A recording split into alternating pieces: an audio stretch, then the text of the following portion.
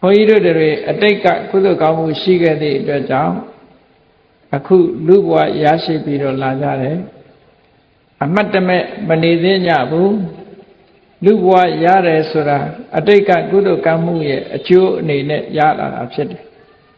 ကုသိုလ်ကောင်းမှုရဲ့အကျိုးကိုခံစားပြီးတော့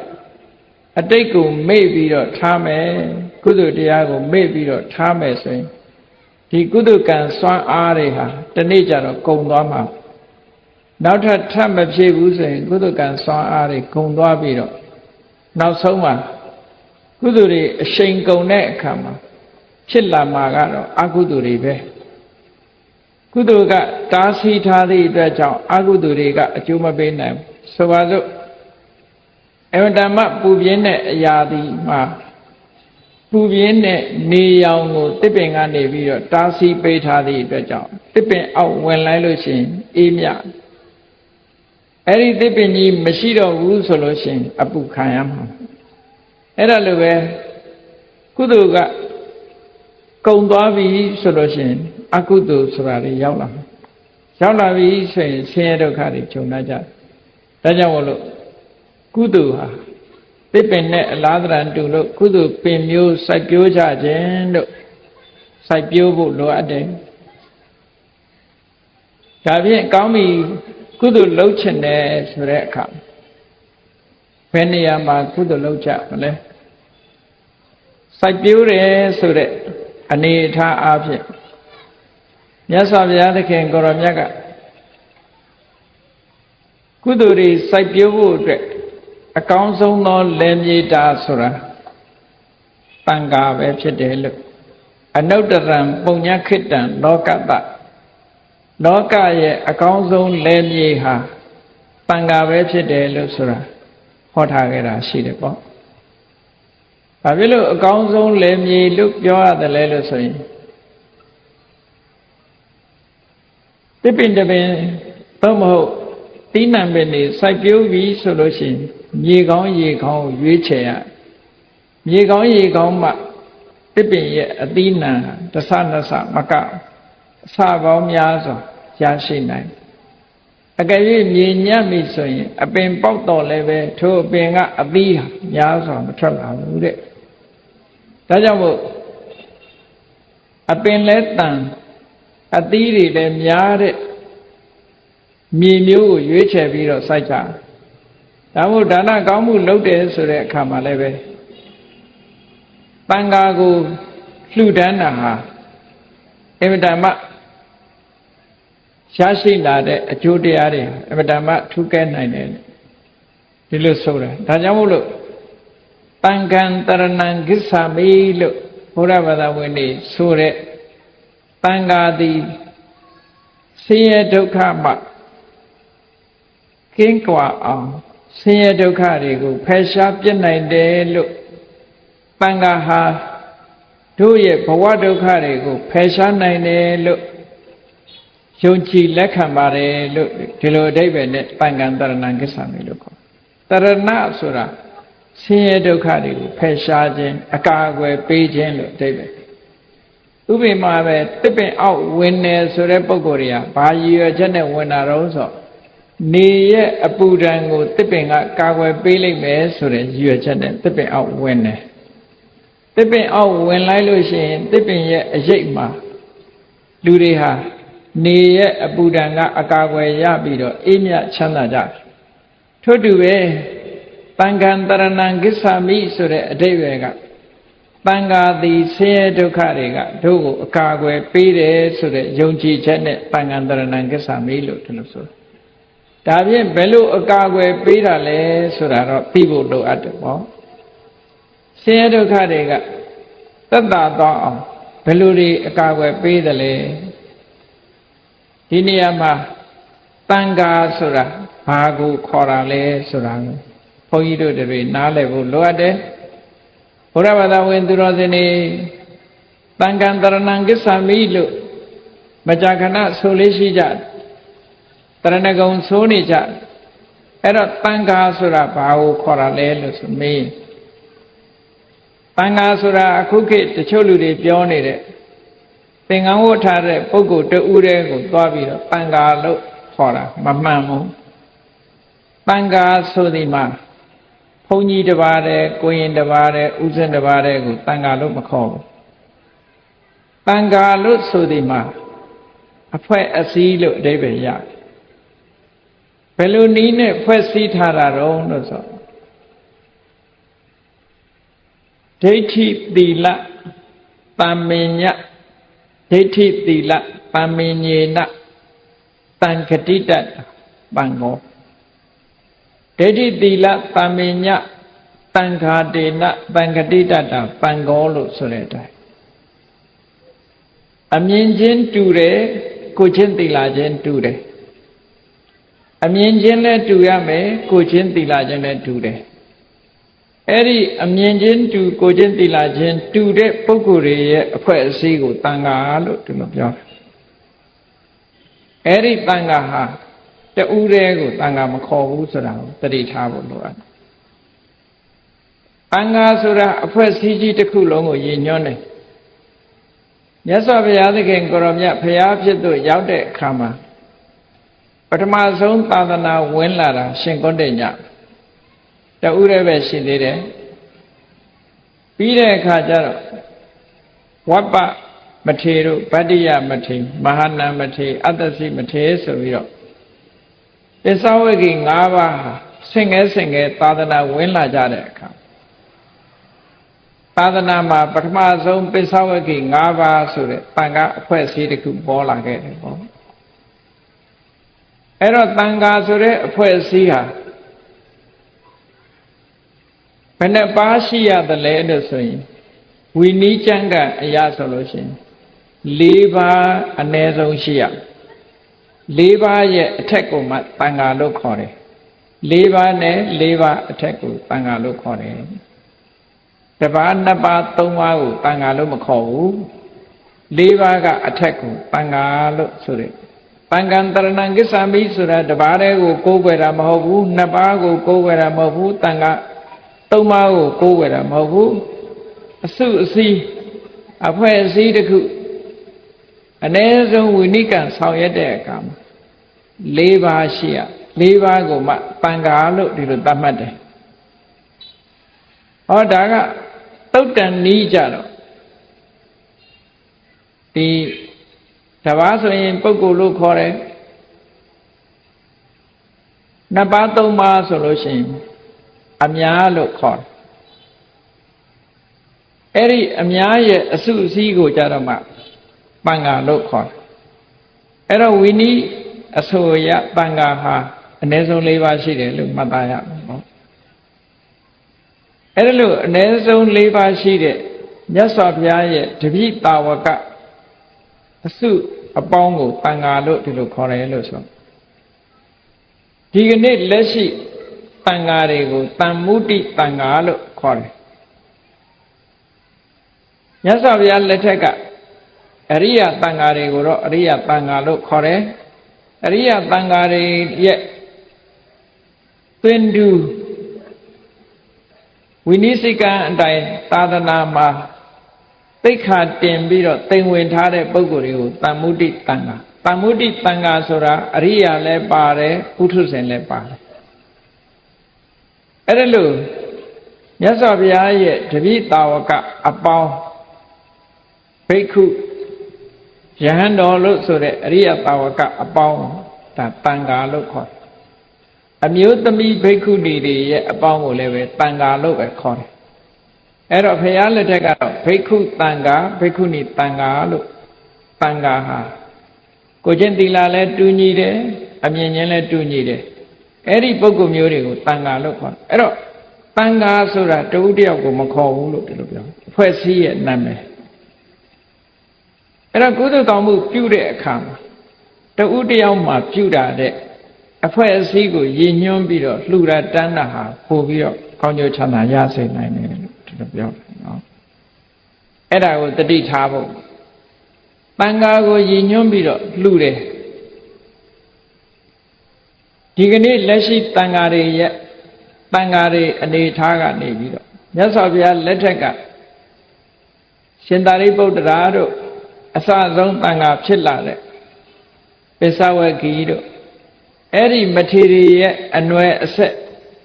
အဲ့ဒီတန်ခါတွေကိုပါဥတည်ချက်ထားပြီးတော့ကုသိုလ်ကောင်းမှုလုပ်မယ်ဆိုလို့ရှိရင်ကောင်းကျိုးချမ်းသာတွေဟာအမတန်မှများတယ်လို့မြတ်စွာဘုရားဘာဖြစ်လို့လဲဆိုအနုတ္တရံပုံညခိတံလောကတလောကရဲ့ကုသိုလ်ပင်မျိုးစိုက်ပျိုးဖို့ရအတွက်အကောင်းဆုံးကုသိုလ်မြေလွှာပဲလို့ဒီလိုဟောတာဘာဖြစ်လို့အကောင်းဆုံးလို့ပြောပြကိုယ်တိုင်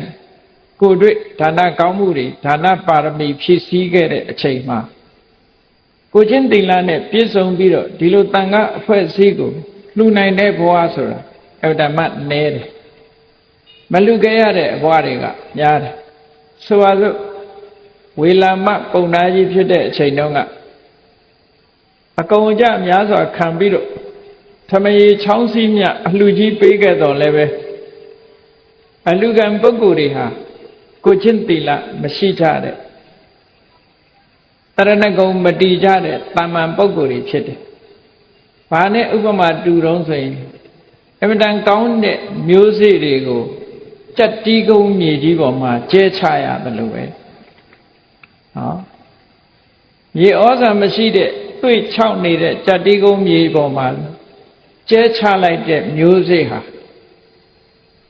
ပေါက်တဲ့ဟာကပေါက်တယ်မပေါက်တာမပေါက်ပေါက်လာပြန်တော့လဲလှီလှီကလေးဆိုလိုတာကကုသိုလ်မရဘူးလို့ပြောတာမဟုတ်ဘူးကုသိုလ်ရဖို့အမတန်မှနည်းသွားတယ်ဒီလိုဆိုလိုတာနော်တန်ခါအဖွဲ့အစည်းဆိုတဲ့မြေလွှာကြတော့အဲ့ဒီလိုမဖြစ်ဘူးတဲ့အမတန်မှမြေဩဇာကောင်းတဲ့မြေပေါ်မှာစိုက်ပျိုးလိုက်ရတဲ့အပင်ဟာဥပမာမဲ့လဲစဘာနဲ့ပြောမယ်ဆိုလို့ရှိရင်မြေမကောင်းတဲ့စီစိုက်လို့ရှိရင်တတင်းလောက်စိုက်လို့ရှိရင်10တင်းတို့15တင်းတို့တင်း50တို့ဒီလောက်ပဲထွက်မြေဩဇာကောင်းပြီဆိုရင်တင်း100ဆိုလိုတာကအစ100အစ1000ဒီလိုရနိုင်တာကိုပြောတယ်နော်အဲ့ဒါကြောင့်မို့လို့တန်ဃာတွေကြတော့အဝတ္တမမြတ်စွာဘုရားရဲ့တပိတာဝကအရိယတန်ဃာတွေတပိတာဝကအရိယတန်ဃာတွေဟာထူးခြားတဲ့ဂုဏ်ကြီးဂုဏ်သွေးတွေရှိကြတယ်အပကနံပိကာရဏံဝိပုလဖလပฏิလာဘကရဏေနတံဃောလို့ဆိုတဲ့အတိုင်းနည်းနည်းလေးလှူတာဟာအများကြီးအကျိုးရတယ်တန်ဃာတွေကကိုချင်းသီလရှိလာပြီကိုချင်းသီလရှိတဲ့ပြီးရတဲ့တန်ဃာတွေကိုလှူလိုက်ရပြီဆိုလို့ရှိရင်စွန်းလေးတစ်စွန်းနဲ့တင်ပဲရလိုက်တာကအများကြီးဆိုလိုတာကအရင်အနည်းကနည်းနည်းလေးအမြတ်များများရတယ်လို့ဒီလိုပြောတာဒါကလှုပ်တက်လို့ရှိရင်ပို့ပြီးတော့ရမြေကလည်းကောင်းတယ်ကိုယ့်ရဲ့စိတ်နှလုံးကလည်းကောင်းတယ်ဆိုလို့ရှိရင်ပို့ရစီးပွားရေးလှုပ်တယ်လို့ပဲတစ်ပင်စိုက်တယ်လို့ပဲတစ်ပင်စိုက်တဲ့ပုဂ္ဂိုလ်ကလည်းမြေကိုလည်းရွေးတတ်တယ်မျိုးစိကောင်းကောင်းကိုလည်းရွေးတယ်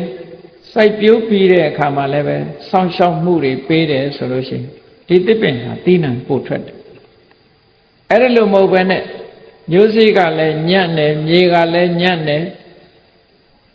စောင့်ရှောက်မှုကလည်းအားနည်းတယ်ရေလောင်းပေါင်းတဲ့မရှိဘူးဆိုလို့ရှိရင်တော့ဒါဒီတစ်ပင်ကလှိလှိကြီးပဲဖြစ်နေမှာပဲအဲ့တော့ကုသိုလ်ကောင်းမှုလုပ်တဲ့အခါမှာမျိုးစိလည်းကောင်းဖို့လိုတယ်မြေလည်းကောင်းဖို့လိုတယ်မိမိရဲ့ကြိုးစားအထောက်မှုစိတ်နေသဘောထားဆိုတာလည်းလိုအပ်တယ်လို့ဆိုရင်တတိထားပုံလူတတ်တဲ့ပုဂ္ဂိုလ်တွေကပိုရတန်ဃာတွေကိုအာယုံပြုပြီးတော့လှူလိုက်တဲ့အခါမှာအပကနံပိကာရဏလက်အုပ်လေးတစ်ချိန်ခြီတာပဲဖြစ်စေဆွန်ကလေးတစ်စုံလောင်းလိုက်တာပဲဖြစ်စေပန်းကလေးတစ်ပွင့်နဲ့ပူဇော်လိုက်တာပဲဖြစ်စေနောက်ဆုံးမှဘာမှမရှိလို့ရှ िख ိုးဝှချလိုက်တာပဲဖြစ်စေအဲ့ဒီကုသိုလ်ကောင်းမှုဟာအဝတ္တမချီးပွားသွားတယ်မြတ်စွာဘုရားလက်ထက်တော်ခါကာလတုန်းကစန္ဒာလီလို့ခေါ်တဲ့သူဆင်းရဲမကြီးသရောင်းစားမကြီးတယောက်ရှိ အဲ့သန္တာလီဆိုတဲ့သရောင်းသားမကြီးကမတမဆင်းရဲရှာဝတ်ထားတဲ့အဝတ်ကလည်းဆုပ်ဆုပ်ပြက်ပြက်စားရတယ်လည်းထမင်းနတ်မှန်အောင်မစားရဘူးတောင်းစားလို့ရတဲ့ခါရတယ်မရတဲ့ခါမရဘူးအသက်အရွယ်လည်းကြီးလာအဲ့ဒါလို့ဆင်းရဲဒုက္ခရောက်နေတဲ့သန္တာလီဆိုတဲ့ဒီသရောင်းသားမကြီးဟာရှင်သာရိပုတ္တရာတို့ရှင်မောက္ကလန်တို့ဆွမ်းခံကြွတဲ့အခါမြတ်စွာဘုရားနဲ့အတူဆွမ်းခံကြွတဲ့အချိန်ရှင်မောက္ကလန်ကတိုက်တွန်းတယ်မြတ်စွာဘုရားနဲ့တန်ဃာတွေကိုလက်ဥချီလိုက်ငေးမနေနဲ့တချို့ကတန်ဃာလမ်းတွေတောင်မှလက်ဥချီရကောင်းမှမသိဘူးဆိုရင်ကုသိုလ်ရမှမသိလို့ပါမှန်ကနော်ဘာမှလူစရာမရှိတယ်ပဲတန်ဃာတွေတွေးလို့ရှိရင်မြတ်စွာဘုရားရဲ့လက်ထက်ကအရိယတန်ဃာတွေဟာဒီလိုအဆက်အနွယ်တွေပါလားလို့ဆိုပြီးတော့လက်ဥကလေးချီလိုက်အဲ့ဒီမှာလည်းပဲစန္ဒာလီဆိုတဲ့သရောင်းသမကြီးဟာလက်ဥချီရမှမသိဘူးမသိတဲ့အခါရှင်မောက္ကလန်ကနေပြီးတော့လက်ဥချီဖို့သူ့ကိုပြောလိုက်ဘုရားကြွလာတာဘုရားကိုလက်ဥချီလိုက်ရှ िख ိုးလိုက်လို့ပြောလိုက်တဲ့အချိန်မှာသူရှင်မောက္ကလန်တိုက်တွန်းချက်အရာအာတတရောနဲ့မြတ်စွာဘုရားကိုလက်ဥချီလိုက်တယ်ရှ िख ိုးလိုက်မကြခင်မဲ့တန်ဃာတွေလည်းကြွသွားရောလမ်းမှာတွေ့တဲ့နွားတစ်ကောင်ကသူ့ကိုခွေလိုက်တာနဲ့အဲ့ဒီအဖွားကြီးကဆုံးသွားနော်သူ့မှာကုသိုလ်ကောင်းမှုဆိုလို့ဘာမှမရှိဘူးရှင်မောက္ကလန်ကလက်ဥချီလိုက်ရှ िख ိုးလိုက်ဆိုလို့သူလက်ဥချီပြီးတော့ရှ िख ိုးလိုက်တာဒီကုသိုလ်လေးပဲရှိတယ်ဟောသေတဲ့အခါကျတော့သူသေသွားတဲ့အခါကျတော့ဘယ်ရောက်သွားတော့ဆိုဗိမာန်ကြီးနဲ့သွားပြီးနတ်သမီးကြီးဖြစ်နေတယ်ဘယ်သူကနေပြီးတော့ကဲတင်ပေးလိုက်တာတော့ဆိုမြတ်စွာဘုရားနဲ့တန်ဃာတွေကိုလက်ဥကလေးချီလိုက်တာလေးကဲတင်ပေးလိုက်တာဘလောက်ဆင်းရဲဒုက္ခတွေကတက်တာသွားတယ်စဉ်းစားကြည့်အဲ့တော့လောကကိုမမြင်ရတဲ့အခါကျတော့လူတွေကယုံကြည်မှယုံတာလေသို့တော့ကိုလှုပ်လိုက်တဲ့ကုသိုလ်ကောင်းမှုရဲ့အကျိုးကျေးဇူးဟာဒီလိုရှိတယ်ဆိုဝိမာနဝတ္ထုမှာမှတ်တမ်းနေရှိတယ်ရှင်မမောက္ကလန်ကိုရောမြတ်ကတကူတော်နဲ့နတ်ပြည်ကြွသွားပြီးတော့ဗိမာန်တွေကိုလိုက်ကြည့်တဲ့အခါမှာဗိမာန်ရှင်နတ်သားနတ်သမီးတွေကထွက်ပြီးတော့ကြောတဲ့အခါမှာဘာကောင်းမှုကြောင့်ဒီလိုဘုံဗိမာန်ကြီးရတာတော့နတ်စည်းစိမ်ဘာလို့ခံစားရတာတော့လို့ဆိုတချို့ကပြောရမှရှက်တယ်ဘာဖြစ်လို့ရှက်တုံးဆိုလို့ရှင်သူလုပ်ခဲ့တာလေးကနည်းနည်းလေးရထားတာကအများကြီး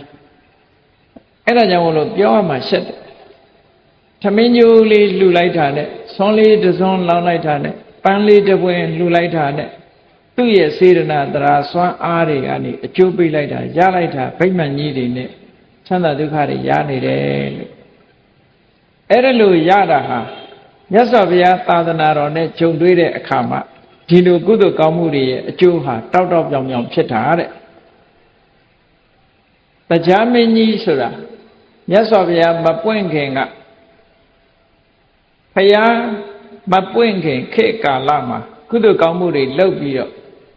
မာဂလူလင်ဘွားကနေပြီးတော့တရားဖြစ်သွားတာအာလုံးဒီဝတ္ထုကြားဖို့ရ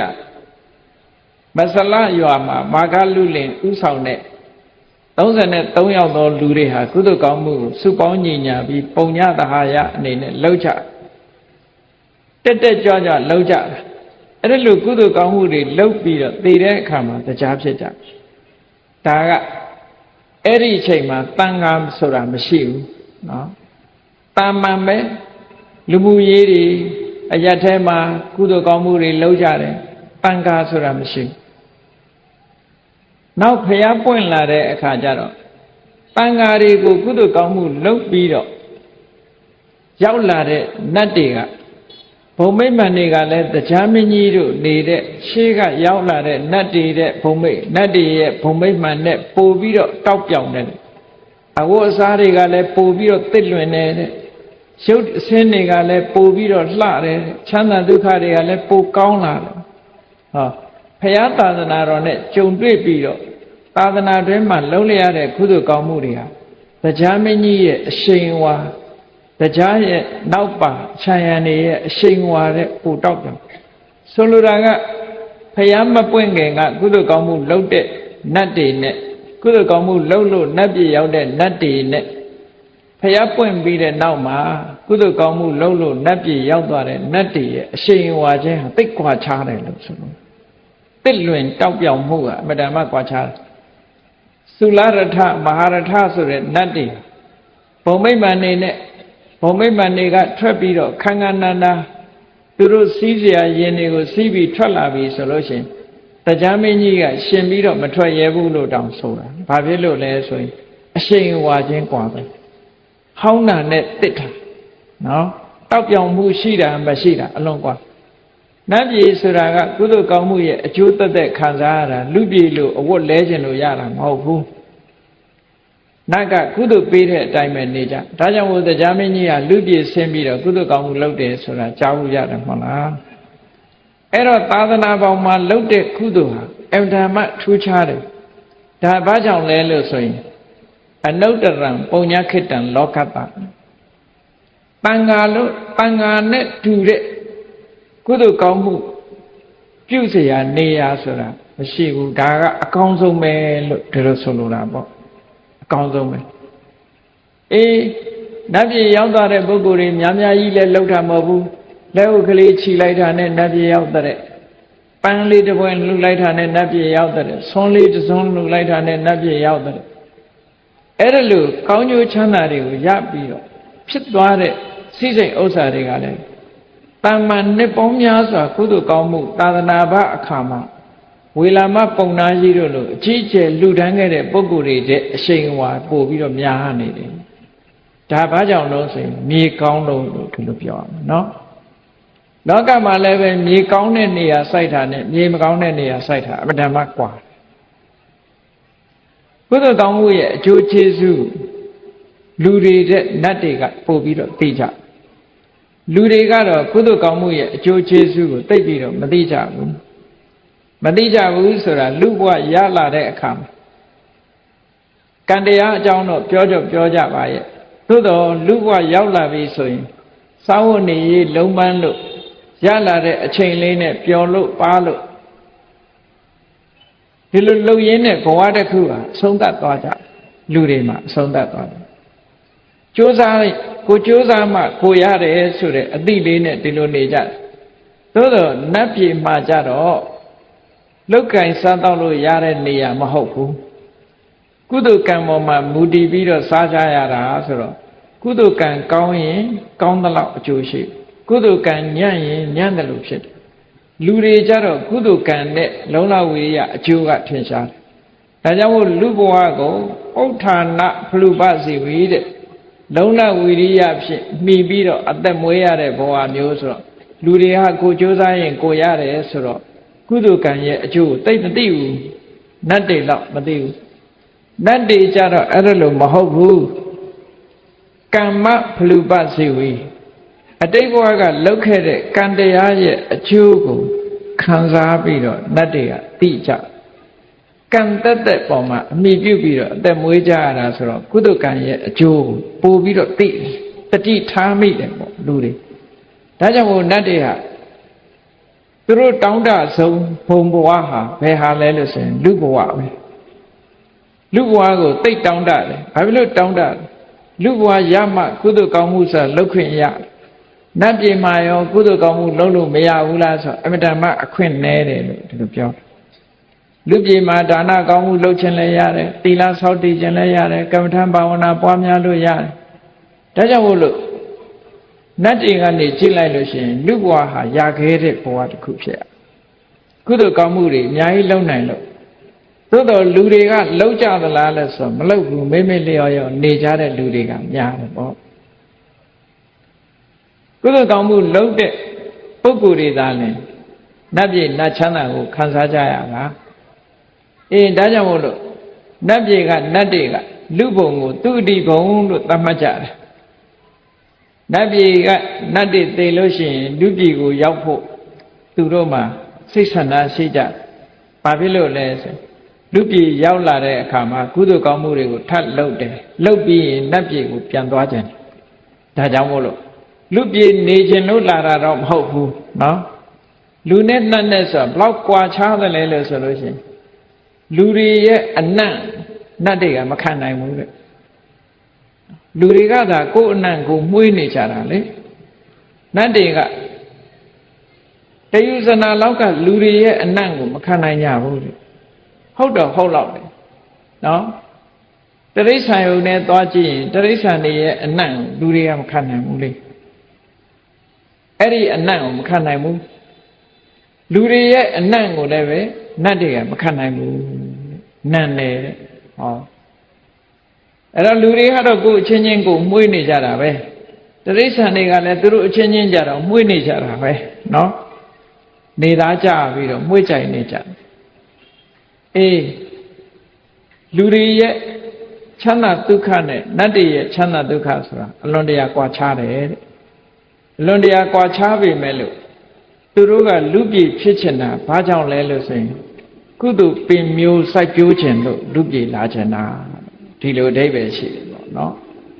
လူပြည်ဟာကုသိုလ်လုပ်ဖို့ခွင့်ရည်တွေအများကြီးရှိတယ်ဒါကြောင့်မို့လူပြည်လာချင်ကြတယ်ကောင်းပြီလူပြည်မှာကုသိုလ်လုပ်ဖို့အကောင်းဆုံးဆိုတာဘာလဲလို့ဆိုတန်ခါပဲနော်တန်ခါဟာအကောင်းဆုံးကုသိုလ်လုပ်ဖို့နေရာကြီးတစ်ခုဒါကြောင့်မို့မြတ်စွာဘုရားဟောထားတာဒီပြင်နေရာမှာမရှိဘူးနော်တန်ခါခုံ9ပါးထဲမှာအနုတ္တရံပုံညခိတံလောကတာလောကသားတို့ရဲ့ကုသိုလ်ကောင်းမှုစိုက်ပျိုးရာလယ်မြေတာနဲ့တူတာဟာတန်ခါပဲလို့ဘာဖြစ်လို့တန်ခါကိုပြောရတယ်လဲဆိုအပကနံပိကာရဏံဝိပုလဖလပတိလာဘနည်းနည်းလေးလှုပ်တာအများကြီးရနိုင်ဗမာတွေပြောလို့ရှိတယ်ညောင်စိတ်လေးလောက်လှူတော့ညောင်မင်းကြီးလောက်ရတယ်ဆိုတဲ့အကျိုးမျိုးပေးနိုင်တာတန်ခါပဲရှိတယ်ဒီလိုဆိုတော့အဲ့တော့တန်ခါဆိုတာဘုန်းကြီးတွေလှူတာဒီလောက်အကျိုးရလားလို့ဆိုဘုန်းကြီးတစ်ပါးတည်းကိုလှူတာပြောတာမဟုတ်ဘူးတန်ခါကိုလှူတာကိုပြောတာနော်အဲ့ဒါကိုကွဲပါစေနော်တန်ခါနဲ့ဘုန်းကြီးတစ်ပါးနဲ့မတူဘူးဆိုတာကိုယ်ရည်ရွယ်ချက်ကတန်ခါကိုရည်ရွယ်ရမယ်ပုဂ္ဂိုလ်ကိုမရည်ရွယ်ရဘူးပုဂ္ဂိုလ်ဆိုတာတခါတလေအမြင်တော်တာရှိခြင်းရှိမယ်အမြင်မတော်တာရှိမယ်ကောင်းတာရှိတယ်မကောင်းတာရှိတယ်တန်ခါဆိုတဲ့အဖွဲ့အစည်းကြတော့မကောင်းမှုဆိုတာမရှိဘူးအရိယာမြတ်စွာဘုရားရဲ့တပိတာဝကအဖွဲ့အစည်းကိုလှူပါတယ်အဲ့ဒီထဲမှာပုဂ္ဂိုလ်တဦးကကိုယ်စလဲသာဖြစ်တယ်ကိုလှူလိုက်တဲ့ပုဂ္ဂိုလ်ကကိုယ်စလဲသာကိုယ့်ရဲ့ရွယ်ချက်ကပုဂ္ဂိုလ်မဟုတ်ဘူးတန်ခါကိုရည်စူးတယ်လို့စိတ်ကိုအဲ့ဒါလို့ထားထားရမယ်နော်အဲ့ဒါလို့ထားတတ်လို့ရှိရင်မြတ်စွာဘုရားကဒက္ခိဏဝိပင်္ဂသုတ်မှာဟောထားတာကိုမှတ်သားသင့်တယ်နောင်တစ်ခေတ်မှာတဲ့ကိုချင်းတရားတွေပြက်ပြားလာတဲ့အခါမှာဘုန်းကြီးတွေကဘာဖြစ်လာယဟန်တွေကဘာဖြစ်လာလဲလို့ဆိုရင်နောက်ဆုံးမှာပထမတော့သင်္ကန်းဝတ်ထားကြသေးတယ်နောက်ဆုံးရောက်တဲ့အခါကျတော့အဲ့ဒီသင်္ကန်းကိုမဝတ်တော့ဘူးသင်္ကန်းရောင်လေးကိုလက်ပင်ပတ်ထားတာဒါဘုန်းကြီးဆိုတဲ့သင်္ကေတလေးအဲ့လောက်ပဲကျန်တယ်နောက်တစ်ခေတ်မှာအဲ့ဒီလိုတန်ကယဟန်မျိုးကိုဂုတ္တရဘူးလို့ခေါ်တ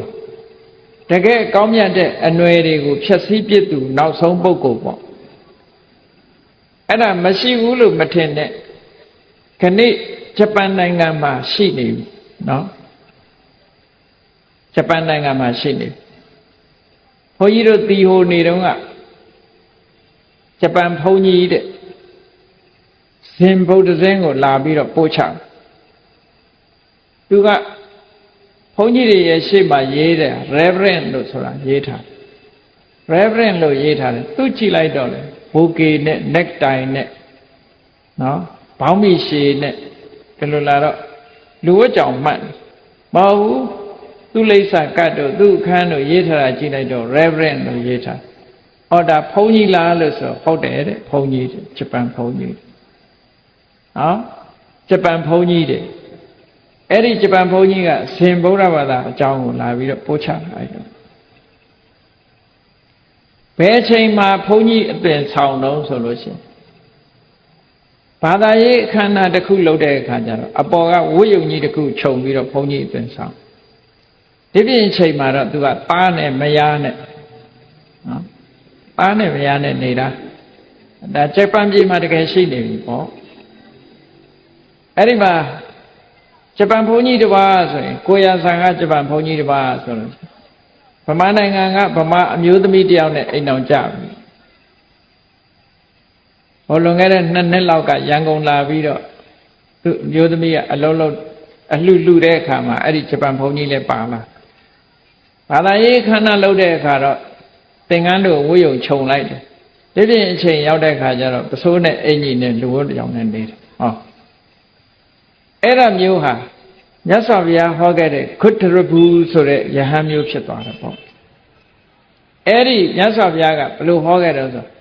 အဲ့ဒါလို့ခုတ္တရဘူးဆိုတဲ့ယဟန်မျိုးခေတ်ရောက်လာတဲ့အခါမှာတဲ့တန်ဃာကိုရည်စူးပြီးတော့လှူမယ်ဆိုလို့ရှိရင်တောင်မှပဲကောင်းကျိုးချမ်းသာတွေအများကြီးရနိုင်ပါသေးတယ်လို့မြတ်စွာဘုရားဟောခဲ့တယ်နော်လှူတာကသူ့ကိုလှူတာမဟုတ်ဘူးတန်ဃာကိုရည်စူးရမှာနော်ကိုယ့်ရဲ့ရည်စူးချက်ကတန်ဃာကိုရည်စူးရမှာအဲ့ဒါလို့ရည်စူးတတ်ပါစေပုဂ္ဂိုလ်တယောက်အနေထိုင်မတတ်တာနဲ့မပြစ်မှားရအောင်တန်ဃာကိုရည်စူးရကိုရည်စူးတာဒါကတန်ဃာဆိုတာမြတ်စွာဘုရားရဲ့တပိဋကဝကအစဉ်အဆက်ကလာခဲ့တဲ့အဖွဲ့အစည်းတစ်ခုရည်ညွှန်းတာအေးကောင်းပြီတန်ဃာဆိုတာတန်ဃာဆိုတဲ့အဖွဲ့အစည်းထဲမှာဆိုလို့ရှိရင်ပြည့်စုံရမယ့်အင်္ဂါရပ်တွေကတော့ဘာတွေလဲလို့ဆိုရင်အလုံးသိတဲ့အတိုင်းသုပ္ပတိပန္နောဘဂဝတောတာဝကတန်ဃောတာဝကတန်ဃာဆိုတာမြတ်စွာဘုရားတပည့်ရဲ့အစုအဝေးအဖွဲ့အစည်းဒီလိုဆိုလို့ဘုရားရဲ့တပည့်လို့နာမည်ခံထားရင်အဲ့ဒီထဲကအဖွဲ့ဝင်လောကမှာအခုလည်းဘာအသင်းညာအသင်းဆိုတာရှိတယ်မဟုတ်လားအခုလည်းဆံလောင်းသင်းတို့ဘာလို့ဆိုတာရှိတာပဲလေအဲ့ဒီအသင်းဆိုတာတယောက်တည်းကိုခေါ်တာမဟုတ်ဘူးအဖွဲ့အစည်းကိုခေါ်တယ်အဲ့ဒါလိုပဲတန်ဃာဆိုတာအဖွဲ့အစည်းကိုခေါ်တယ်မြတ်စွာဘုရားရဲ့တပည့်အသင်းဝင်အဲ့ဒီအသင်းဝင်ဆိုတဲ့အခါမှာကောင်းတာလည်းရှိတယ်မကောင်းတာလည်းရှိဒါဟာပုဂ္ဂိုလ်နဲ့ဆိုင်အသင်းနဲ့မဆိုင်เนาะအဲဒါကြောင့်မို့အဲ့ဒါကိုခွဲခြားပြီးတော့မြင်ထားရမမြင်လို့ရှိရင်လုံးပြီးတော့ပြောမိတတ်တယ်အဲ့ဒါမှားတယ်ပေါ့လုံးပြီးပြောရင်ကိုယ်မှအပြစ်ဖြစ်လုံးပြောเสียမလိုဘူး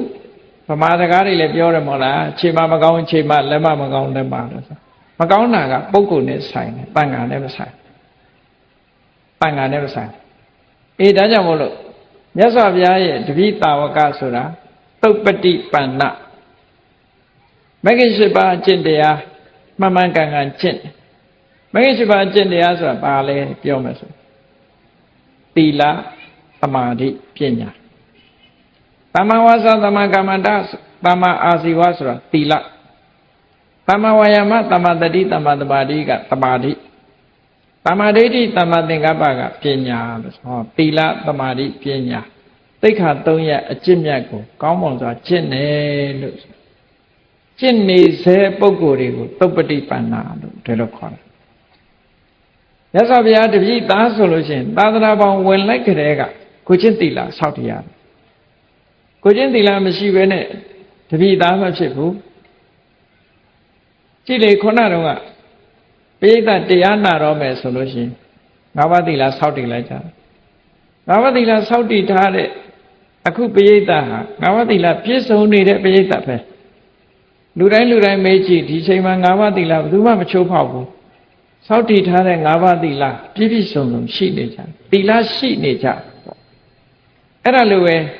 သာသနာပေါင်းဝင်ပြီးတော့ယဟန်တစ်ပါးသာသနာပေါင်းရောက်လာတာနဲ့တပြိုင်နက်သီလပြည့်စုံသွားအဲ့ဒီပြည့်စုံသွားတဲ့သီလဟာယဟန်တော်တွေမှာပါရာဇိကသိက္ခာပုဒ်၄ခုမကျူးလွန်မဖောက်ပြက်အေးသမျှကာလပတ်လုံးယဟန်ဘဝမဆုံးရှုံးသေးဘူးသူကဒီလိုဆိုလိုတာပေါ့နော်မဆုံးရှုံးသေးတော့ယဟန်ဆိုတဲ့အဖြစ်ကသူ့အယုတ်သိမ်းမခံရသေးဘူးပေါ့အေးအဲ့ဒါလို့သီလကျင့်စဉ်သမာဓိကျင့်စဉ်ပညာကျင့်စဉ်ဒီအကျင့်တွေကိုကျင့်နေတာသုပ္ပတိပန္နလို့ခေါ်နောက်တစ်ခါဥစုပ္ပတိပန္နဖြောင့်မတ်တယ် မဂ္ဂင်၈ပါးအကျင့်တရားဟာနိဗ္ဗာန်ကိုသွားတဲ့လမ်းဟာတကယ်ကိုဖြောင့်မတ်တဲ့လမ်းဖြစ်တယ်အဲ့ဒီနိဗ္ဗာန်ကိုတစ်ဖြောင့်နဲ့ကျင့်သို့မဟုတ်ရိုးသားဖြောင့်မတ်စွာကျင့်အဲ့ဒီသီလသမာဓိပညာကျင့်နေတယ်ဆိုတဲ့ပုဂ္ဂိုလ်ရဲ့စိတ်နှလုံးဟာလည်းဖြောင့်စင်းတယ်နိဗ္ဗာန်ကိုသွားဖို့လမ်းကြောင်းပေါ်မှာလည်းသူဖြောင့်ဖြောင့်မတ်မတ်ရောက်တယ်လို့ဒါကြောင့်မို့ဥစုပ္ပတိပန်နောဘဂဝတောတာဝကပံနောယောဂနဲ့အကျင့်ဆိုတာနိဗ္ဗာန်ရောက်ဖို့လမ်းကြောင်းနဲ့တင့်လျော်နိဗ္ဗာန်ကိုရောက်စေနိုင်တဲ့အနေအထားရှိတာမျိုးလျော်တယ်လို့ပြောတယ်နော်အဲ့ဒီလျော်တဲ့အကျင့်ကိုကျင့်နေတဲ့ပုဂ္ဂိုလ်တွေဩဒါကကျင့်နေစေပုဂ္ဂိုလ်တွေကိုလည်းရည်ညွှန်းတယ်တခါတရံကြတော့ကျင့်ပြီးသားပုဂ္ဂိုလ်တွေကိုလည်းရည်ညွှန်းတယ်အဲ့တော့ကျင့်နေစေပုဂ္ဂိုလ်တွေကိုရည်ညွှန်းတယ်ဆိုလို့ရှိရင်အဆင့်အမြင့်ဆုံးကြတော့မက္ခထာလို့ဆိုတဲ့ဝိပဿနာကျင့်စဉ်ကိုကျင့်လိုက်လို့သောတပန်သောတပတ္တိမက်ကိုမျက်မှောက်ပြုသွားတယ်သဂရဂါမိမက်ကိုမျက်မှောက်ပြုသွားတယ်အနာဂါမိမက်ကိုမျက်မှောက်ပြုသွားတယ်ရတ္တမက်ကိုမျက်မှောက်ပြုသွားတယ်ဆိုရယ်မက်စိတ်ဖြစ်ပေါ်နေတဲ့အခိုက်မက္ခထပုဂ္ဂိုလ်၄ဦးကိုဒါကျင့်စေပုဂ္ဂိုလ်လို့အဲ့ဒီမက္ခထမရောက်သေးပေမဲ့လို့သီလသမာဓိပညာသိက္ခာ၃ရပ်အကျင့်မြတ်ကိုကျင့်နေပြီဆိုတဲ့ကဒါဟာလဲကျင့်စေပုဂ္ဂိုလ်လို့ဒီလိုပြောအဲ့ဒါလို့ကျင့်နေတဲ့ပုဂ္ဂိုလ်တွေဟာအမြင့်ဆုံးပုဂ္ဂိုလ်အနေနဲ့ပြောမယ်ဆိုရင်ယတိရံသတ္တာရိပုရိတယုဂာနိ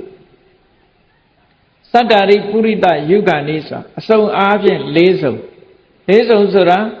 သောတပတ္တိမေဃထသောတပတ္တိဖလထသဂရဂါမိမေအဲ့ဒါကတစုံသောတပတ္တိမေဃထနဲ့သောတပတ္တိဖလထကတစုံသဂရဂါမိမေဃထနဲ့သဂရဂါမိဖလထတစုံအနာဂါမိမေဃထနဲ့အနာဂါမိဖလထတစုံအရဟတမေဃထနဲ့အရဟတဖလထတစုံလို့ဆိုဒါကို၄စုံလို့ပြောတာနော်အစုံလိုက်အစုံလိုက်အထပုရိသပုဂ္ဂလာအရေးအတွက်ကြတော့အစုံက၄ခုဆိုတစ်ခုစီခွဲလိုက်တဲ့အခါကျတော့၈ခုဖြစ်သွားပုဂ္ဂိုလ်အနေနဲ့ပြောမယ်ဆိုရင်၈ယောက်ဖြစ်သွားသောတပတ္တိမေဃထပုဂ္ဂိုလ်သောတပတ္တိဖလထပုဂ္ဂိုလ်2ယောက်သဂရဂါမိမေဃထပုဂ္ဂိုလ်သရဝမိဖလထပုဂ္ဂိုလ်2ယောက်အနာဂါမိမေဃထပုဂ္ဂိုလ်အနာဂါမိဖလထပုဂ္ဂိုလ်2ယောက်အရဟတမေဃထပုဂ္ဂိုလ်အရဟတဖလထပုဂ္ဂိုလ်လို့ဆို8ယောက်ဖြစ်အဲ့ဒါဟာလမ်းဆုံးမြတ်စွာဘုရားသခင်ကိုရောမြတ်ရဲ့ဟောကြားတော်မူခဲ့တဲ့ကျင့်စဉ်တွေကိုပေါက်ရောက်ရောက်ကျင့်သွားတဲ့ပုဂ္ဂိုလ်တွေအရိယာပုဂ္ဂိုလ်လို့ခေါ်တယ်အဲ့ဒီအရိယာအဖြစ်ရောက်သွားတဲ့ပုဂ္ဂိုလ်တွေဟာဘာလဲလို့ဆိုအာဟုနေယော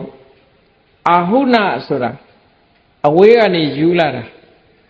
ဒီပစ္စည်းတစ်ခုကအနီးကမဟုတ်ဆိုပါစို့မြစ်ကြီးနားကနန္ဒသီးကိုယူလာပြီးတော့ဒီမှာလှူတယ်တော့မဟုတ်နိုင်ငံခြားကယူလာတဲ့ပစ္စည်းကိုလှူတယ်အဲ့ဒါလို့ဝေးလံတဲ့အယတ္တိတတွေကယူလာတဲ့ပစ္စည်းမျိုးဟာယူလာတဲ့ပုဂ္ဂိုလ်ကမုံမုံမြတ်မြတ်ထားတဲ့ပစ္စည်းမျိုးတွေအဲ့ဒါလို့အဝေးကယူလာတဲ့ပစ္စည်းမျိုးကိုခံတိုက်အောင်ကိုချင်းတရားကောင်းတဲ့ပုဂ္ဂိုလ်ဆိုတာဘာလို့လဲဆိုရင်တန်ခါပဲ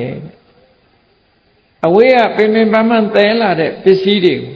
အလူခံတိုက်တယ်ဘာဖြစ်လို့အလူခံတိုက်တော့လှူလိုက်တဲ့ပုဂ္ဂိုလ်ဟာကောင်းကျိုးချမ်းသာတွေပစ္စည်းတန်ဖိုးတဲ့မြောက်များသောအကျိုးတရားတွေကိုရမှာဖြစ်တဲ့အတွက်ကြောင့်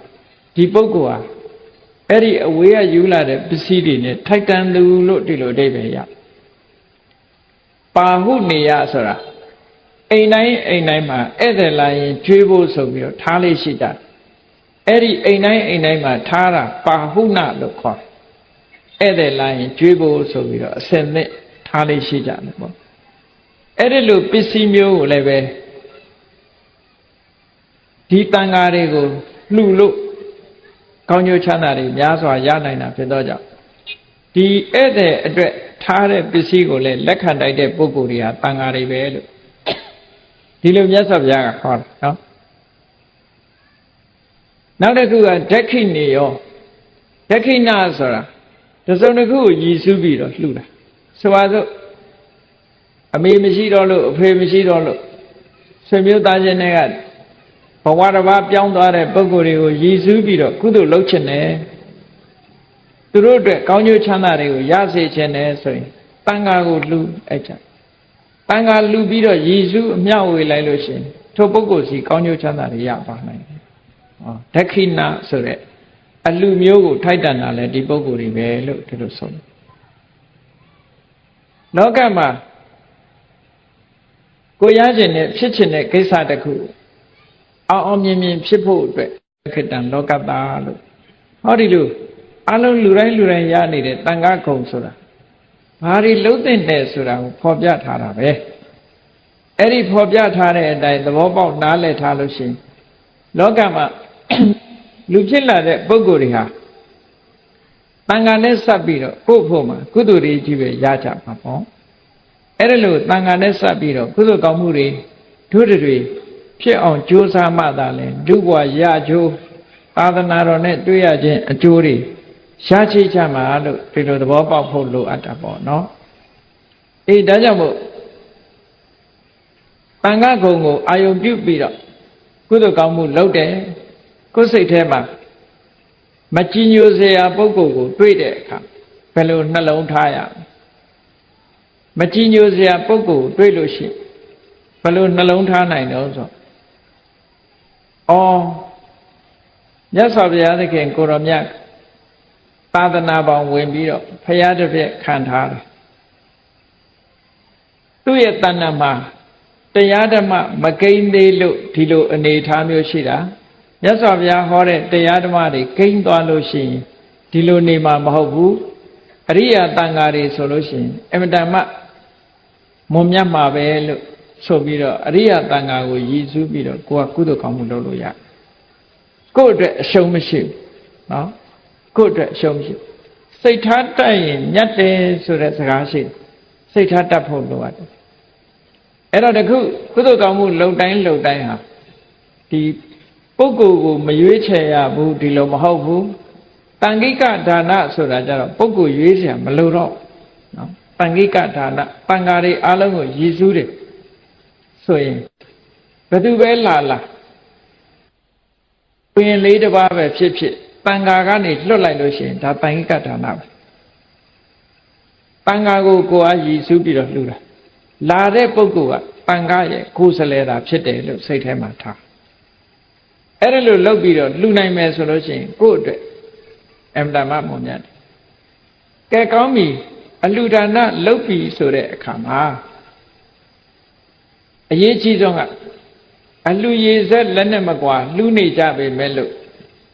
အရေးကြီးတာကိုမသိဘူးဆိုလို့ရှိရင်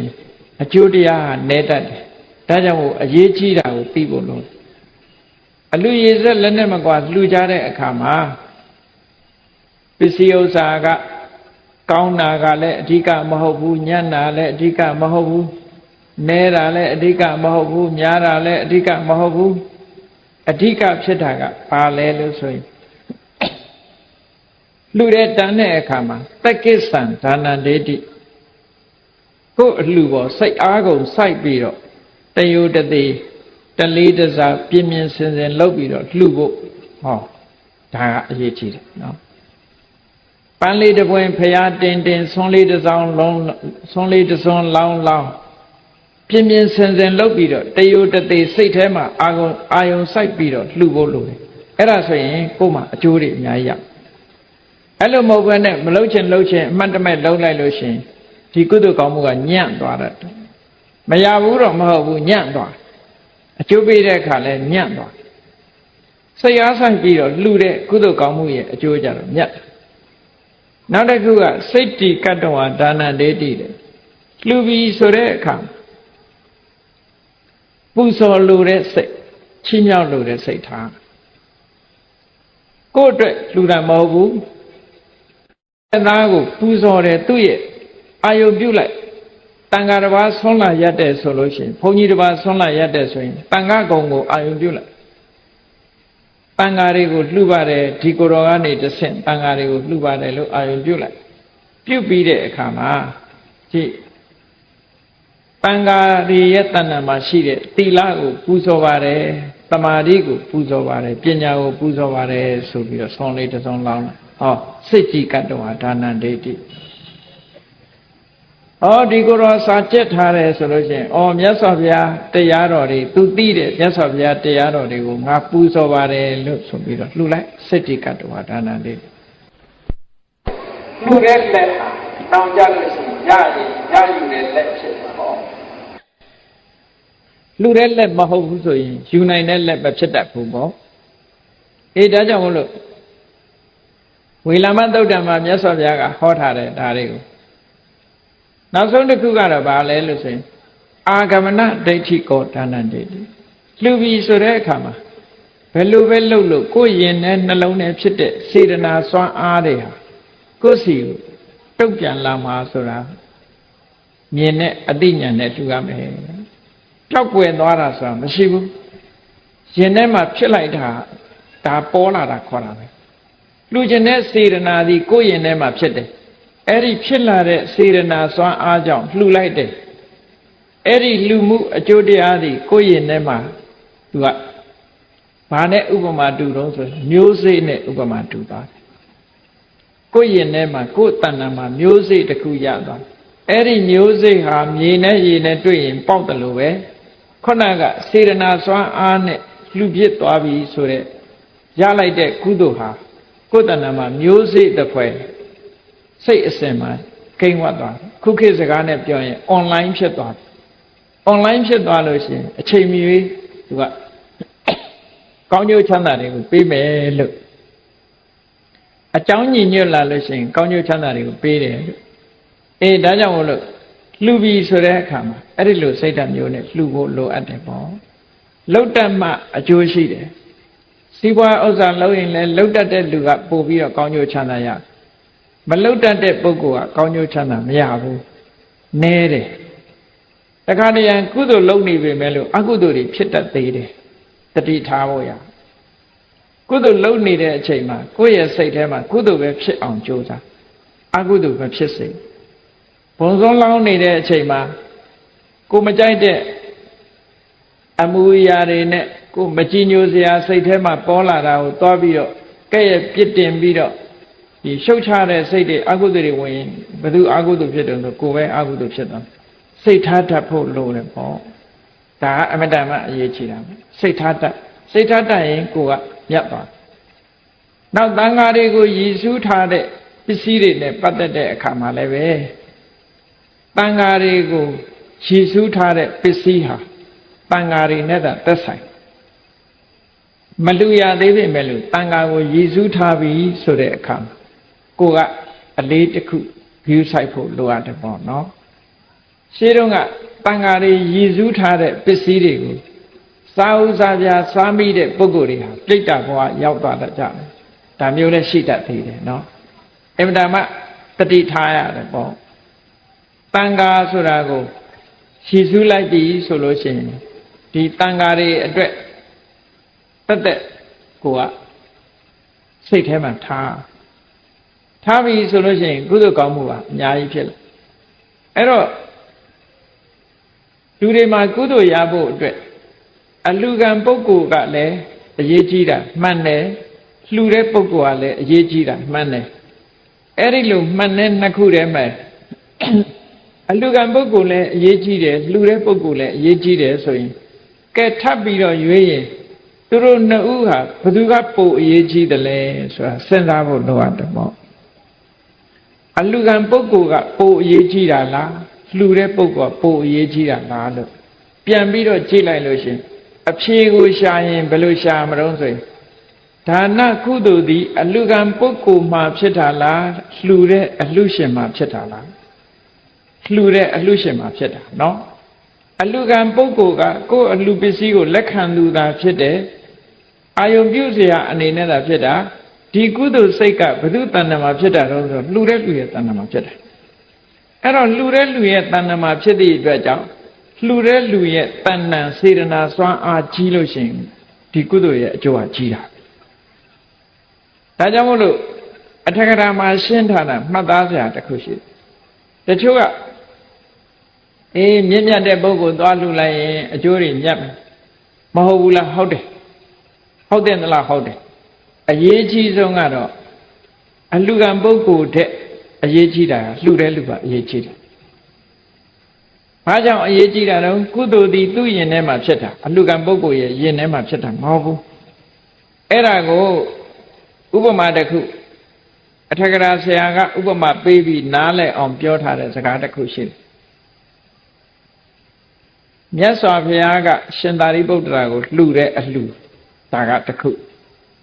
ရှင်သာရိပုတ္တရာကမြတ်စွာဘုရားကိုလှူတဲ့အလှူဒါကတစ်ခုမြတ်စွာဘုရားနဲ့မြတ်စွာဘုရားကရှင်သာရိပုတ္တရာကိုလှူတယ်ဆိုရင်အလှရှင်ကမြတ်ပြီးတော့အလှကံကညက်တစ်ဆင့်နိုင်သွားဟုတ်ကဲ့လားတခါရှင်သာရိပုတ္တရာကမြတ်စွာဘုရားကိုလှူရင်အလှကံပုဂ္ဂိုလ်ကမြတ်နေပြီးတော့လှူတဲ့ပုဂ္ဂိုလ်ကတစ်ဆင့်နိုင်သွားအဲ့ဒီအလှနှစ်ခုဟာတမန်အားဖြင့်ကြည့်မယ်ဆိုရင်ရှင်သာရိပုတ္တရာကမြတ်စွာဘုရားကိုလှူတယ်ဆိုတော့ဘုရားလှူရတာအကောင်းဆုံးပဲလို့တွေးမယ်ဆိုလို့ရှိရင်ရှင်သာရိပုတ္တရာအလှကပိုမြတ်လိမ့်မယ်လို့ဒီလိုပြောကောင်းပြောလိုက်အလှကံပုဂ္ဂိုလ်ဘက်ကကြည့်မဟုတ်ဘူးအဖြေမှန်ကြတော့ဘယ်လိုထုတ်တုံဆိုရင်မြတ်စွာဘုရားကရှင်သာရိပုတ္တရာကိုလှူတာပိုမြတ်တယ်ဘာဖြစ်လို့ဒါနကုသိုလ်ကဘုရားတဏ္ဍာမှာဆိုပါတော့ဖြစ်เสียကအလှကံပုဂ္ဂိုလ်မှဖြစ်တာမဟုတ်ဘူးအလှဝေးပုဂ္ဂိုလ်မှဖြစ်တာဒီလိုဆိုတာဟုတ်ကဲ့အဲ့တော့ရိုးရိုးလေးစဉ်းစားလိုက်ရင်ကိုသိတယ်ဒါနကုသိုလ်သည်ဘု து တဏ္ဍာမှာဖြစ်တာတော့ဆိုလို့ရှိရင်လှူတဲ့ပုဂ္ဂိုလ်ရဲ့တဏ္ဍာမှာဖြစ်တာအလှကံပုဂ္ဂိုလ်ရဲ့တဏ္ဍာမှာဖြစ်တာမဟုတ်ဘူးအဲ့ဒါကြောင့်မို့လို့လှူတဲ့ပုဂ္ဂိုလ်ရဲ့စိတ်ဓာတ်ကပိုအရေးကြီးတယ်လို့ဒီလိုတွေ့ရအဲ့တော့ဒါနကောင်းမှုလုပ်တိုင်းလုပ်တိုင်းဒါကြောင့်မို့မြတ်စွာဘုရားကတက္ကိစ္ဆံဒါနံဒေတိတလေးတစားလှူမိဖို့အရေးကြီးတယ်စိတ်တိကတ္တဝဒါနံဒေတိပူဇော်လိုတဲ့စိတ်နဲ့လှူဖို့အရေးကြီးတယ်သဟဋ္ဌဒါနံဒေတိကိုယ်လက်နဲ့လှူဖို့အရေးကြီးတယ်အာဂမနဒိဋ္ဌိကိုဒါနံဒေတိတဲ့လှူတဲ့အလှူရဲ့အကျိုးဟာရောက်လာမှာလို့ဆိုတာကိုယုံကြည်ချက်နဲ့သိမြင်တဲ့အသိဉာဏ်နဲ့လှူဖို့အရေးကြီးတယ်ဆိုတာဒါအဓိကအဲ့ဒီမှာတစ်ခုထည့်ထားတာတော့အနပဝိတ္တံဒါနံဒေတိစွန့်ပစ်တဲ့အနေနဲ့တော့မလှူရဘူးလို့ဒီလိုပြောတာဒါမယုံမသိလှူတဲ့အဓိပ္ပာယ်ကိုပြောတာနော်စွန့်ပစ်တဲ့ပစ္စည်းအဲ့ဒါမျိုးမဖြစ်စေရဘူးလို့အဲ့တော့ဘယ်ရာပဲဖြစ်ဖြစ်စီးပွားရေးလှုပ်တာပဲဖြစ်ဖြစ်ကုသိုလ်ရေးလှုပ်တာပဲဖြစ်ဖြစ်စနစ်တကျလှုပ်တတ်လို့ရှိရင်ကောင်းကျိုးချမ်းသာတွေရစနစ်တကျမလှုပ်တတ်လို့ရှိရင်ဒါအလေအလွင့်လို့ညံ့သွားတာတို့ဒါကတော့ဖြစ်မှာပဲဘယ်ကိစ္စဖြစ်ညံ့သွားမှာပဲအညံ့နေနဲ့ရောသွားရင်ညံ့သွားမှာပဲကိုယ်စိတ်ထဲမှာအကုသိုလ်ဖြစ်သွားရင်ညံ့သွားမှာပဲဒါကြောင့်မို့လို့ကုသိုလ်ကောင်းမှုလုပ်တဲ့အခါမှာဒီကုသိုလ်နဲ့ပတ်သက်ပြီးတော့ရှေ့နောက်ဟာသူကကုသိုလ်ခြံရံပြီးတော့လုပ်ရမယ်လို့ဒီလိုပြောတာကုသိုလ်ခြံရံပြီးလုပ်တယ်ဆိုတာဘယ်လိုဟာကိုဆိုတာတော့ဆိုလို့ရှိရင်နော်လူတွေရဲ့စိတ်ဆိုတာကုသိုလ်ဖြစ်လိုက်အကုသိုလ်ဖြစ်လိုက်တော့ရှိတာပေါ့ရှိပေမဲ့လို့ကြည့်ကိုကအလှူတန်းတစ်ခုလုပ်တယ်အဲ့ဒီအလှူတန်းမလုပ်ခင်ကလည်းပဲဒီအလှူတန်းနဲ့ပတ်သက်ပြီးတော့ကုသိုလ်စိတ်တွေဖြစ်တယ်ဒါနဲ့ပတ်သက်ပြီးမလှူခင်ကလည်းကုသိုလ်စိတ်တွေဖြစ်လှူနေတဲ့အချိန်မှာလည်းကုသိုလ်စိတ်ဖြစ်တယ်လှူပြီးတော့နောက်ပိုင်းမှာလည်းပဲကုသိုလ်စိတ်တွေပဲဖြစ်ရအဲ့တခါတည်းအဲ့လိုမဟုတ်ဘဲနဲ့ဒီအလှနဲ့ပတ်သက်ပြီးတော့မလှူခင်ကလည်းဒီအလှပေါ်မှာအမြင်မကြည်လင်တဲ့အကုသိုလ်ဖြစ်တယ်လှူပြီးတဲ့နောက်မှာလည်းပဲအမြင်မကြည်လင်တဲ့အကုသိုလ်ဖြစ်တယ်ဆိုရင်အကုသိုလ်နှစ်ခုကခြံထားလိုက်တာဒီအလှနဲ့ပတ်သက်ပြီးတော့စိတ်ထဲမှာရှေ့ပိုင်းကလည်းအကုသိုလ်ဖြစ်တယ်နောက်လည်းအကုသိုလ်ဖြစ်တယ်ဆိုရင်ဩမကကုသိုလ်လို့ခေါ်တယ်အောက်တန်းကျသွားဒီကုသိုလ်ကညံ့သွားဒီလိုဆိုလိုတာပေါ့အဲ့တော့ကုသိုလ်ကောင်းမှုလှုပ်တိုင်းလှုပ်တိုင်းရှေ့ကလည်းကုသိုလ်နောက်ကလည်းကုသိုလ်ဖြစ်ဖို့ဒီကုသိုလ်နဲ့ပတ်သက်တဲ့ကုသိုလ်ပြောစိတ်ရှေ့ကလည်းပဲစိတ်ထားမွန်မြတ်နေရမယ်နောက်ကလည်းပဲစိတ်ထားမွန်မြတ်နေရမယ်ဆိုလိုတာကဒီစေရနာသုံးဏညီရတယ်ဆိုတာပုပ္ပေဝဒါနာသူမနောမလူခင်ကလည်းစိတ်ကဒီအလူနဲ့ပတ်သက်ပြီးဒီကောင်းမှုနဲ့ပတ်သက်ပြီးစိတ်ကကျေနပ်ပြီးတော့နှစ်သက်နေတယ် တဒံစိတ်တံပတာနေလူနေတဲ့အချိန်မှာလဲစိတ်ကသရာနဲ့ကြည်နူးနေတယ်ဓတ္တဝါအတ္တမနောလှူပြီးတဲ့နောက်မှလည်းပဲဝမ်းသာနေရဒီကုသိုလ်နဲ့ပတ်သက်ဟောအဲ့ဒါလို့သုံးမျိုးသုံးသားညီအောင်လုပ်နိုင်ပြီဆိုလို့ရှိရင်အဲ့ဒီကုသိုလ်ဟာပြည့်ပြည့်စုံတဲ့ကုသိုလ်ဖြစ်တယ်ကောင်းကျိုးချမ်းသာအပြည့်အဝရတယ်လို့ဒီလိုခေါ်တာနော်အပြည့်အဝမရဘူးဆိုတဲ့ပုဂ္ဂိုလ်တွေဟာတခုခုချုပ်ရင်းသွားလို့နောက်ဆုံးမှာအပရစေရနာပြတ်တယ်ဆိုတဲ့အခါမှာအမှန်တမ်းဒုက္ခရောက်ဒီကနေ့ခေတ်မှာလည်းရှိတယ်အပရစေရနာပြတ်သွားလို့ရှိရင်ချမ်းသာပါတယ်ဒါပေမဲ့မသုံးရဘူးရတော့ရတယ်ကုသိုလ်ကောင်းမှုလုံးလို့ပစ္စည်းဥစ္စာတွေရတယ်ဒါပေမဲ့သုံးစွဲခြင်းနဲ့စိတ်မရှိမြတ်စွာဘုရားလက်ထက်တုန်းကတာဝတိပြည်မှာတထေးကြီးတယောက်ရှိတယ်သူကတဘွားလည်းမကဘူးခုနှစ်ဘွားတထေးဖြစ်တယ်ဘာဖြစ်လို့တထေးဖြစ်တုံးဆိုတကရတိခိဆိုတဲ့ပိစိကဗုဒ္ဓကိုဆွမ်းလောင်းဖို့သူကပြောခဲ့တယ်သူမိသားစုကိုဒီပိစိကဗုဒ္ဓကိုဆွမ်းလောင်းလိုက်ပါလို့ဆိုပြောသွား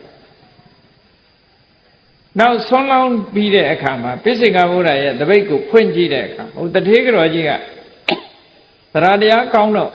အမှန်တမ်းကောင်းတဲ့ဆွမ်းကိုလောင်းတဲ့အခါမှာသူသရတရားမထိန်နိုင်စိတ်ထဲမှာကွက်သွားဒါတော့ကောင်းတာကြီးကိုလောင်းလိုက်ရမလားပေါ့နော်ငါအိမ်ကအလုသမားတွေဒါတွေကျွေးလိုက်ရရင်ဥပါတိုင်းခိုင်းလို့ရမှာပဲဆိုတဲ့စိတ်သွားပေါ်သွားအဲ့ဒီလိုစိတ်ကွက်သွားတဲ့အတွက်ကြောင့်ဆွမ်းလောင်းခိုင်းလိုက်တဲ့ကုသိုလ်ကြောင့်သူကခုနှစ်ဘဝပစ္စည်းဥစ္စာချမ်းသာတဲ့တထေးဖြစ်တယ်စိတ်ကွက်သွားတဲ့အတွက်ကြောင့်ချမ်းသာတဲ့များပစ္စည်းဥစ္စာတွေ तू မသုံးရဘူးဆိုတာသုံးညင်စိတ်ကိုမရှိပိုင်တော့ပိုင်တယ်မသုံးရဘုန်းကြီးတို့ဒီမန္တလေးမှာလည်းပဲတထေးဖြစ်ပြီးတော့ဆင်းရဲသားလို့နေသွားတာတွေရှိတယ်နော်ဆင်းရဲသားတွေနေသွားတာရှိတယ်မသုံးရမစွဲရနဲ့ဒီလိုဖြစ်သွားအဲ့ဒါလူတွေကတော့ထင်တယ်နှမျောတယ်လို့ထင်တယ်မဟုတ်ဘူးအကုသိုလ်ကံပါလာတာတော်တော်ကြောက်စရာကောင်းတယ်ပစ္စည်းတွေရရဲ့တန်းနဲ့သူ့စိတ်ကိုမသုံးညင်ဘူးကားစီးနိုင်တယ်မစီးဘူးနော်ကောင်းကောင်းဝတ်နိုင်တယ်မဟုတ်ဘူးကောင်းကောင်းစားနိုင်တယ်မစားဘူးဒါတွေကလည်းအကုခုနကအပရစေရနာပြတ်တဲ့သဘောတွေရှိတယ်ပေါ့အဲ့ဒါလို့ဖြစ်သွားတာဟာအမှန်တမ်းဒီကိုယ့်ရဲ့ကုသိုလ်ကံရဲ့အကျိုးကိုမခံစားရတဲ့သဘောတွေပေါ့နော်အေးကောင်းပြီအဲ့ဒီတထေးကြီးဟာနောက်ဆုံးမှာကုသိုလ်ကောင်းမှုလည်းအသစ်မလုပ်ဘူးအဟောင်းလည်းကုန်သွားပြီဘယ်ရောက်သွားတော့ဆိုနောက်ဆုံးတည်တဲ့အခါရောရုဝငရေပြန်ကြပါပဲဟောအမတန်မှဘဝတစ်ခုဆိုတာကုသိုလ်ကံရဲ့အကျိုးခံစားရပြီမဲ့လို့ဆက်ပြီးတော့မထိန်နိုင်ဘူးဆိုလို့ရှိရင်ဒီကုသိုလ်ကံအရှိန်ဆိုတာကုန်သွားတာပဲအေးဒါကြောင့်မို့လို့တရားချစ်ခင်သူတော်စင်ပြိဿအပေါင်းတို့လူဘဝရပြီးတော့သာသနာတော်ကြီးနဲ့ဂျုံတွေ့တဲ့အခါမှာကိုယ်ရင်နဲ့နှလုံးထဲမှာကုသိုလ်စိတ်တွေညံ့ညပ်ဖြစ်အောင်နှလုံးထားတတ်ဖို့စိတ်ထားတတ်ရင်မြတ်တယ်လို့ဆိုတဲ့အတိုင်းကိုယ်တဏ္ဍာမှာအမြတ်များများရအောင်လုပ်တတ်ဖို့ဒါအရေးကြီးတယ်လူချင်းတူပေမဲ့လို့နော်လူချင်းတူပေမဲ့လို့ခုနကစိတ်ထားမတတ်တဲ့ပုဂ္ဂိုလ်ကြလို့ရှိရင်အမြတ်မရနိုင်ဘူးအမတ်တမဲ့နေသွားတဲ့ပုဂ္ဂိုလ်တွေဟာအမြတ်မရဘူးနောက်ဆုံးမှာဘဝဆိုတာအဆုံးမတတ်ဘူးမဟုတ်ဘူးဆုံးတတ်သွားမှာပဲဒီနေ့ကျတော့ကုန်သွားမယ်ဒီအချိန်လေးအဲ့တော့အချိန်မကုန်ရင်တို့တွေဟာတန်ဃာတွေထင်ရှားရှိနေတဲ့အချိန်ဘုံစွမ်းလောင်းတဲ့တန်ဃာတွေကိုလွမ်းတယ်ဆိုရင်လောင်းတိုင်းတို့တွေကဖရာလက်ထက်ကအရိယတန်ဃာတွေကိုမှတ်မျောပြီးတော့ဒီဖရာရဲ့တပိတာဝကတန်ဃာတွေကိုလှူဒန်းပါတယ်ဆိုတဲ့တန်ဃာပေါ်မှာအာယုံပြုပြီးတော့ဖြစ်ပေါ်လာတဲ့စိတ်စေတနာတွေနဲ့လုပ်တဲ့ကုသိုလ်ဟာအတိုင်းမသိမြတ်စွာဘုရားဟောထားတဲ့အကျိုးကျေးဇူးတွေကိုရနိုင်တယ်လို့သဘောပေါက်နားလည်ပြီးတော့မိမိတို့လုပ်နေတဲ့ကုသိုလ်ကောင်းမှုပို့ပြီးတော့ရရှိလာကောင်းမှုပင်မျိုးကိုစိုက်ပျိုးနိုင်ကြပါစေကုန်သတည်း